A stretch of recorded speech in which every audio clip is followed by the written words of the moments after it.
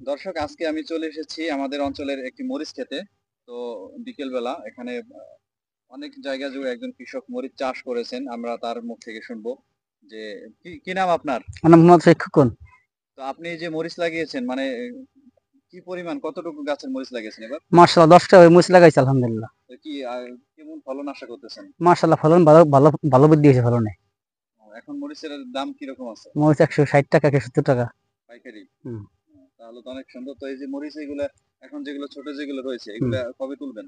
আর 5-7 দিন পরে তুলবো। তাহলে বাজারে নিয়ে বিক্রি করবেন? হ্যাঁ।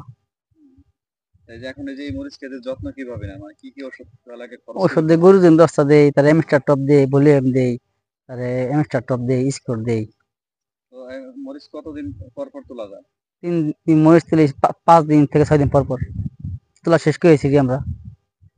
এখন তো এই বছর যে মরিচ লাগাইছেন, যে যতটুকু মানে কি পরিমাণ ফলন পাইতে পারেন? ফলন মার্শাল্লাহ আলহামদুলিল্লাহ এই পর্যন্ত 1000-10 টাকা বেচা হয়েছে। সামনে আলহামদুলিল্লাহ এর চেয়ে বেশি আশা করবো। এখন গাছে কি পরিমাণ ফলন আসছে? এখন গাছে পর্যাপ্ত পরিমাণে ফল আছে। আহ,